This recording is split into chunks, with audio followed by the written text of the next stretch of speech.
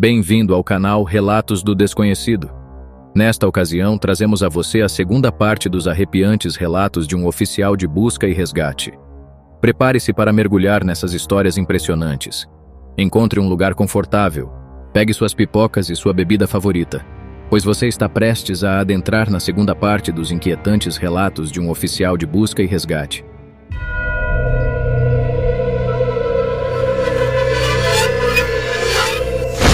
O terror começa aqui e nunca termina. Fiquei impressionado com a quantidade surpreendente de pessoas interessadas nas minhas histórias. Em primeiro lugar, abordarei algumas coisas que vocês mencionaram. Muitas pessoas apontaram a semelhança entre algumas das minhas histórias e as de David Paulides. Garanto que não estou tentando copiá-lo de forma alguma, tenho apenas respeito por ele.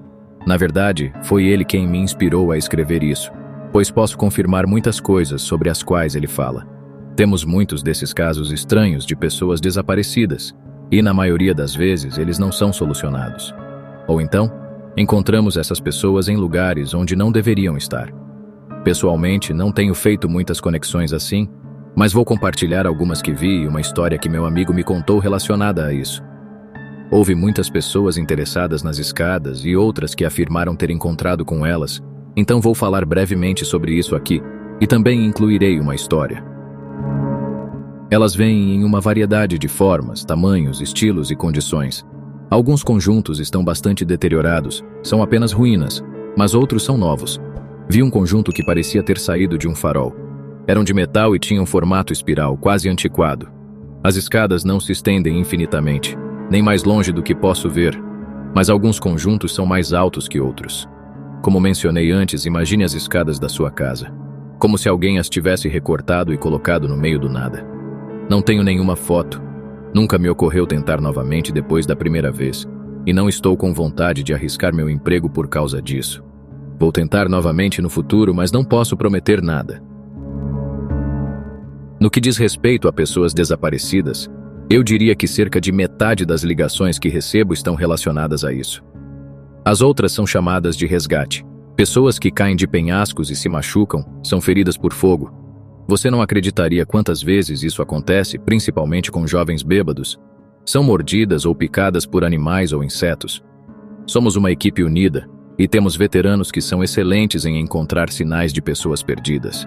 É isso que torna esses casos, nos quais nunca encontramos vestígios deles, tão frustrantes.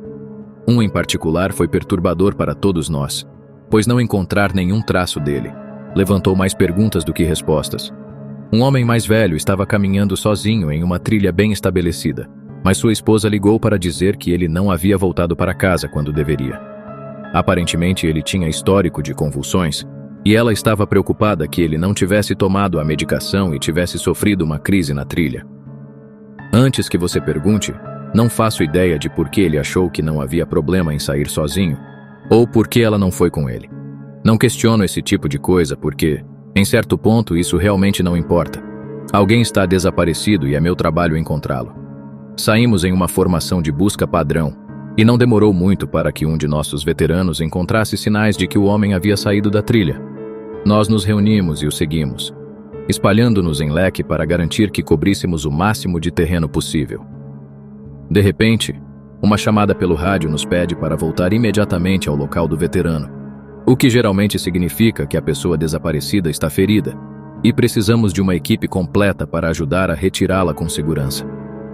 Voltamos ao local e encontramos o veterano parado na base de uma árvore, com as mãos nas laterais da cabeça. Pergunto ao meu amigo o que está acontecendo, e ele aponta para os galhos daquela árvore. Quase não pude acreditar no que estava vendo, mas havia uma bengala pendurada em um galho a pelo menos 10 metros do chão. A alça pequena na extremidade estava enrolada no galho e pendurada lá. Não há como o homem ter arremessado a bengala tão longe, e não vemos nenhum outro sinal de que ele ainda esteja na área. Chamamos pela pessoa, mas é óbvio que não há ninguém lá, e estamos todos meio confusos. Continuamos procurando o homem, mas nunca o encontramos. Até trouxemos nossos cães farejadores, mas eles perdem o cheiro muito antes de chegar nessa árvore. Eventualmente, a busca é cancelada porque há outras chamadas que precisamos atender, e depois de um certo ponto não há muito que possamos fazer. A esposa do homem nos ligava todos os dias durante meses, perguntando se havíamos encontrado seu marido, e era doloroso ouvi-la ficar cada vez mais desesperada. Não sei por que essa missão em particular foi tão perturbadora, mas acho que foi apenas a absoluta improbabilidade disso. Isso e as questões que foram levantadas. Como diabos a bengala desse homem foi parar ali? Alguém o matou e jogou isso lá como um troféu estranho? Fizemos o possível para encontrá-lo, mas foi quase como uma provocação. Ainda falamos sobre isso de vez em quando. Crianças desaparecidas são as que mais partem o coração. Não importa em quais circunstâncias elas desapareçam. Nunca é fácil lidar com essa situação. E é especialmente doloroso quando encontramos essas crianças sem vida. Embora seja algo raro, infelizmente acontece. Alguns casos relatados pelo autor David Paulides envolvem crianças sendo encontradas em locais onde não deveriam estar. Embora eu tenha ouvido falar sobre esses casos mais do que presenciado pessoalmente, gostaria de compartilhar uma história que me marcou muito. Havia uma mãe que decidiu levar seus 3 filhos para fazer um piquenique em uma área do parque que possuía um lindo lago. As idades das crianças eram 6, 5 e cerca de 3 anos. A mãe estava atenta e sempre os mantinha sob sua supervisão. Ela nunca perdia de vista os seus filhos, em nenhum momento. Além disso, ela não viu mais ninguém na região, o que é um detalhe importante. Após arrumarem suas coisas, começaram a voltar para o estacionamento. O lago ficava a apenas cerca de 3 quilômetros de distância, dentro da floresta, e havia uma trilha bem definida. Era praticamente impossível se perder ao seguir o caminho do estacionamento até lá, a menos que alguém deliberadamente saísse do percurso, o que seria uma atitude irresponsável. Os filhos caminhavam à frente da mãe quando ela ouviu um barulho vindo de trás. Ela se virou por apenas alguns segundos, e durante esse curto período de tempo, seu filho de 5 anos desapareceu. Ela acreditou que ele poderia ter saído da trilha para fazer xixi ou algo assim, e perguntou aos outros 2 onde ele estava.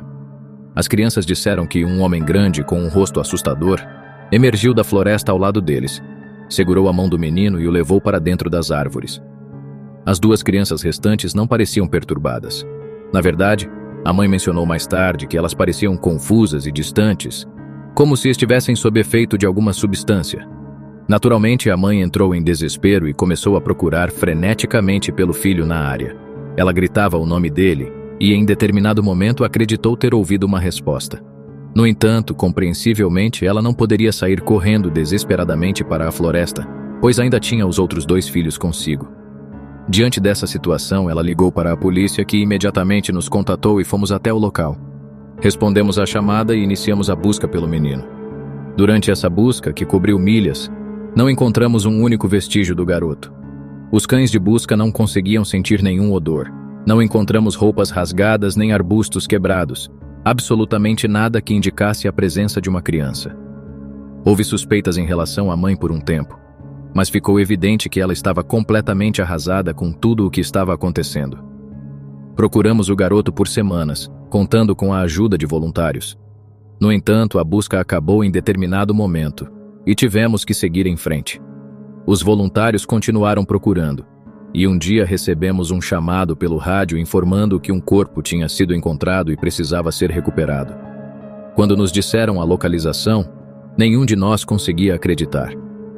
Achamos que poderia ser o corpo de outra criança, mas fomos até lá, a aproximadamente 24 quilômetros do local onde ele desapareceu, e encontramos o corpo do menino que estávamos procurando. Desde que o encontramos, tenho tentado entender como ele chegou ao lugar onde foi encontrado, mas nunca encontrei uma resposta. Por coincidência, um voluntário estava na área, pois imaginou que poderia procurar em lugares onde ninguém mais pensaria em procurar, caso o corpo tivesse sido descartado. Ele chega a uma encosta alta e rochosa, e no meio do caminho avista algo. Ao olhar com binóculos, ele tem certeza de que é o corpo de um menino, encaixado em uma pequena abertura na rocha. Ele reconhece a cor da camisa do garoto e sabe imediatamente que é o menino desaparecido. Foi quando ele nos ligou e fomos despachados. Levamos quase 1 hora para recuperar o corpo, e nenhum de nós conseguia acreditar no que estávamos vendo. Esse menino estava a 15 milhas de distância de onde desapareceu. Ele não teria sido capaz de subir até lá sozinho. Aquela encosta era perigosa e difícil, até mesmo para nós com nosso equipamento de escalada. Tenho absoluta certeza de que um menino de 5 anos não teria sido capaz de subir até lá. Além disso, o garoto não tinha nenhum arranhão. Seus sapatos desapareceram, mas seus pés não estavam feridos nem sujos. Portanto, não foi como se um animal o tivesse arrastado até lá. E pelo que pudemos perceber, ele não estava morto há tanto tempo. Ele estava lá por mais de um mês, mas parecia que estava morto há no máximo 1 ou 2 dias. Posteriormente, soubemos que o legista determinou que a causa da morte do garoto foi exposição. Ele morreu congelado, provavelmente durante a noite, 2 dias antes de encontrá-lo. Não havia suspeitos nem respostas. Toda a situação foi incrivelmente estranha, e foi uma das ocorrências mais perturbadoras que já enfrentamos. Um dos meus primeiros trabalhos como estagiário foi em uma operação de busca por uma criança de 4 anos que havia se separado da mãe. Esse foi um daqueles casos em que sabíamos que íamos encontrá-lo porque os cães estavam seguindo um rastro de cheiro forte e vimos sinais claros de que ele estava na área. Acabamos encontrando-o em um campo de frutas silvestres, a cerca de meio quilômetro de onde ele foi visto pela última vez. O menino nem sabia que tinha ido tão longe. Um veterano o trouxe de volta, o que me deixou aliviado, pois não sou muito bom com crianças, e acho difícil conversar e fazer companhia a elas. Enquanto voltamos, minha treinadora decide me levar para um desvio e mostrar um dos pontos quentes onde costumamos encontrar pessoas desaparecidas. É uma depressão natural na terra, perto de uma trilha popular, e as pessoas geralmente seguem morro abaixo porque é mais fácil. Caminhamos até lá, a alguns quilômetros de distância, e chegamos em cerca de 1 hora. Enquanto caminhamos pela área e ela aponta lugares onde já encontrou pessoas no passado, vejo algo ao longe. Agora, essa área em que estamos fica a cerca de 13 quilômetros do estacionamento principal, embora haja estradas secundárias que você pode pegar para se aproximar, se não quiser caminhar tanto. Mas estamos em uma área protegida pelo Estado, o que significa que não pode haver nenhum tipo de desenvolvimento comercial ou residencial aqui. O máximo que você encontrará são torres de incêndio ou abrigos improvisados que pessoas sem teto acham que podem construir. Mas consigo ver daqui que o que quer que seja aquilo tem bordas retas. E se há uma coisa que aprendi rapidamente é que a natureza raramente cria linhas retas. Aponto isso, mas ela não diz nada. Ela apenas fica para trás e me deixa vagar e dar uma olhada. Chego a cerca de 6 metros dele, e todos os cabelos da minha nuca se arrepiam. É uma escada, no meio da maldita floresta. Em um contexto apropriado, seria literalmente a coisa mais inofensiva de todas. É apenas uma escada normal, com carpete bege e cerca de 10 degraus de altura. Mas em vez de estar em uma casa, onde obviamente deveria estar, está aqui no meio da floresta. Os lados não têm carpete, obviamente, e consigo ver a madeira de que é feita. É quase como um defeito de um videogame, onde a casa não carregou completamente e as escadas são a única coisa visível. Fico ali parado. E é como se meu cérebro estivesse trabalhando dobrado para tentar entender o que estou vendo. Minha treinadora vem e fica ao meu lado. E ela apenas fica ali casualmente, olhando para aquilo como se fosse a coisa menos interessante do mundo. Pergunto a ela o que diabos aquilo está fazendo ali, e ela apenas ri. Acostume-se, novato. Você vai ver muitas delas. Começo a me aproximar, mas ela segura meu braço, com força. Eu não faria isso. Ela diz. Sua voz é casual, mas o aperto é firme e eu fico ali olhando para ela. Você vai vê-las o tempo todo, mas não se aproxime delas. Não as toque, não suba nelas. Apenas ignore-as. Começo a questioná-la sobre isso, mas algo na forma como ela me olha me diz que é melhor eu não perguntar. Acabamos seguindo em frente, e o assunto não volta a ser mencionado durante o resto do meu treinamento. Ela estava certa, no entanto. Eu diria que, a cada 5 chamados que atendo, acabo me deparando com uma escada. Às vezes elas estão relativamente próximas ao caminho, talvez a 2 ou 3 quilômetros de distância. Às vezes estão a 20 ou 30 milhas de distância, literalmente no meio do nada, e só as encontro durante buscas mais amplas ou nos fins de semana de treinamento. Geralmente estão em boas condições, mas às vezes parecem que estão lá há quilômetros. São de todos os tipos e tamanhos diferentes. A maior que já vi parecia ter saído de uma mansão do século passado e tinha pelo menos 3 metros de largura, com degraus de pelo menos 15 ou 20 pés de altura. Já tentei falar sobre isso com as pessoas, mas elas apenas me dão a mesma resposta que minha treinadora deu. É normal. Não se preocupe, elas não são nada demais. mas não se aproxime delas nem suba nelas. Quando os novatos me perguntam sobre isso agora, dou a eles a mesma resposta. Realmente não sei o que mais dizer a eles. Espero sinceramente que um dia eu tenha uma resposta melhor. Essa é outra história que foi menos assustadora e mais triste. Um jovem desapareceu no final do inverno, quando ninguém deveria ir tão longe nas trilhas. Nós fechamos muitas delas, mas algumas permanecem abertas o ano todo, a menos que haja muita neve. Fizemos uma operação de busca por ele, mas tínhamos cerca de 6 pés de neve no chão. Foi um ano de neve excepcionalmente pesado, e sabíamos que não era provável que o encontrássemos até a primavera, quando a neve derretesse. Como previsto, quando a primeira grande derretida ocorreu, um caminhante relatou um corpo um pouco afastado da trilha principal. Encontramos o jovem no pé de uma árvore, em uma pilha de neve derretida. Eu soube imediatamente o que aconteceu. Isso me assustou profundamente. A maioria de vocês que esquia ou pratica snowboard, ou passa algum tempo em montanhas, provavelmente já teria imaginado também. Quando a neve cai, ela não se acumula tão espessa nas áreas abaixo dos galhos. Isso ocorre principalmente com árvores de abeto, porque elas têm uma espécie de formato de guarda-chuva fechado. Então, o que acontece é que se forma um espaço ao redor da base da árvore, que fica cheio de uma mistura de neve solta, em pó, ar e galhos. Eles são chamados de poços das árvores, e não são imediatamente óbvios se você não sabe o que está procurando. Colocamos placas grandes no centro de boas-vindas, avisando as pessoas sobre o quão perigosos eles são. Mas todo ano, quando temos uma quantidade incomum de neve, pelo menos uma pessoa não as lê ou não leva o aviso a sério. E descobrimos isso na primavera. Minha melhor suposição é que esse jovem estava caminhando e ficou cansado, ou talvez com cãibras por caminhar na neve profunda. Ele foi se sentar na base da árvore sem saber que havia um poço da árvore e caiu dentro. Ele ficou preso de cabeça para baixo, e a neve ao redor cedeu. Incapaz de se libertar, ele sufocou. Isso é chamado de sufocação por imersão na neve, e geralmente não acontece, a menos que haja uma neve muito profunda.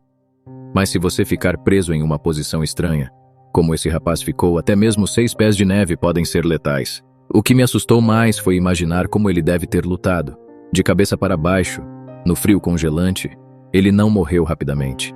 A neve teria formado uma pilha densa e pesada em cima dele, e seria literalmente impossível sair. À medida que ficava mais difícil respirar, ele saberia o que estava acontecendo. Nem consigo imaginar o que ele estava pensando em seus últimos momentos. Muitos dos meus amigos que não são tão adeptos de atividades ao ar livre querem saber se já viu o homem-cabra enquanto estava em chamadas. Infelizmente, ou talvez felizmente, nunca tive nada parecido acontecendo. Acho que a coisa mais próxima foi aquela história do homem de olhos pretos, mas eu não vi nada. No entanto, houve uma chamada em que algo semelhante aconteceu, mas não tenho certeza se estou disposto a atribuir isso ao homem-cabra.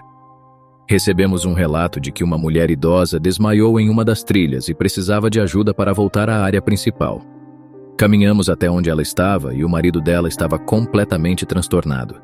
Ele correu até nós e nos contou que estava um pouco afastado da trilha, olhando os redores quando sua esposa começa a gritar atrás dele.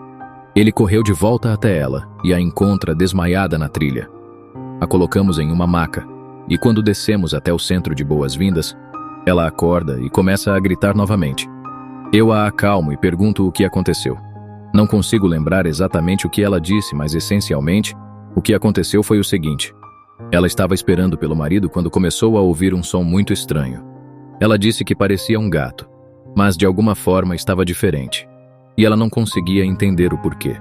Ela foi um pouco à frente para tentar ouvir melhor, e parecia que o som estava se aproximando. Ela disse que quanto mais próximo ele ficava, mais desconfortável ela se sentia, até que finalmente ela percebeu o que estava errado.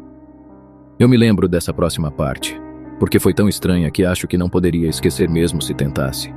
Não era um gato, era um homem dizendo a palavra miau repetidamente. Apenas isso. Mas não era um homem. Não poderia ter sido porque eu nunca ouvi um homem fazer sua voz vibrar assim. Eu pensei que meu aparelho auditivo estava falhando, mas não estava. Eu o ajustei e ainda soava todo vibrado. Foi horrível. Ele estava se aproximando, mas eu não conseguia vê-lo. E quanto mais perto ele chegava, mais assustada eu ficava. E a última coisa que me lembro foi de uma forma saindo das árvores. Acho que foi quando desmaiei. Agora, obviamente, fiquei um pouco perplexo com o motivo de um cara estar no maldito bosque cantando miau, miau para as pessoas. Então, assim que chegamos à base da montanha, informo o meu superior que vou fazer uma busca na área para ver se encontro algo. Ele me dá permissão e eu pego um rádio e volto para onde ela desmaiou.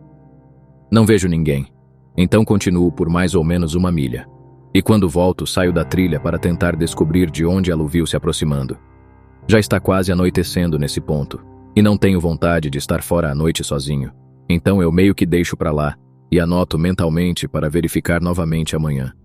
Mas enquanto estou voltando, começo a ouvir algo de longe. Paro e pergunto em voz alta: "Tem alguém aí?" O som não se aproximou nem ficou mais alto, mas soava exatamente como um homem dizendo miau, miau em um tom monótono e estranho. Por mais cômico que isso pareça, era quase como aquele cara no South Park com o eletrolaringe Ned. Saio da trilha na direção de onde acho que o som está vindo, mas nunca pareço me aproximar. É como se estivesse vindo de todas as direções. Eventualmente, o som simplesmente desaparece e acabo voltando para o centro de boas-vindas. Não recebi mais relatos como esse. E mesmo que tenha voltado para aquela área, nunca ouvi aquele som novamente. Suponho que poderia ter sido algum garoto estúpido por aí, brincando com as pessoas, mas mesmo assim tenho que admitir que foi estranho. Desculpem por me alongar tanto. De verdade, peço desculpas por isso. Eu gostaria de compartilhar alguns relatos dos meus companheiros, pois acredito que são interessantes. Também tenho mais algumas histórias minhas que acho que vocês vão gostar, mas isso ficará para o próximo vídeo. Se não se importarem de me ouvir por mais tempo, podem esperar por muitas histórias. Chegamos ao final deste vídeo, e gostaria de agradecer a todos vocês por nos acompanharem até aqui. Para demonstrar que vocês chegaram até o final, por favor escrevam nos comentários a palavra bizarro em letras maiúsculas. Isso me ajudará a saber quem assistiu até o fim, e se vale a pena publicar as próximas partes dessas histórias incríveis. Caso tenham gostado, não se esqueçam de se inscrever no canal e compartilhar com seus amigos. Aproveitem e deixem sugestões nos comentários sobre quais outros tipos de relatos ou temas vocês gostariam de ver aqui.